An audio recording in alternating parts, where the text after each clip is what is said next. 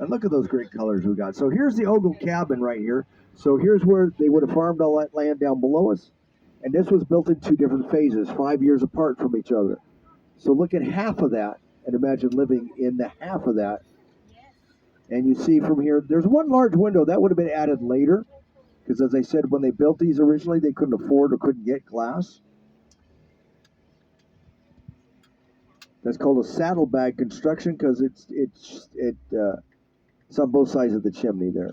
How big was the family? Good question. So take 8 kids and raise them in there. Okay. Because your average family was about 8 kids. Okay. 6 to 12, somewhere there. So that would have been the corn crib right there. That's what they would have been keeping an eye on. And he starts the lumbering, right? No. Colonel Townsend started the lumbering. Okay. Townsend. Okay.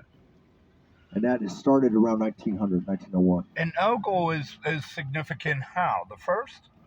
First settler in White Oak Flats back then was Martha Ogle. That was 1803, 1806, somewhere in that neighborhood. Okay. And that's an interesting story in itself. So the Ogle family was the first one to settle out here, and the first settler out here was a woman.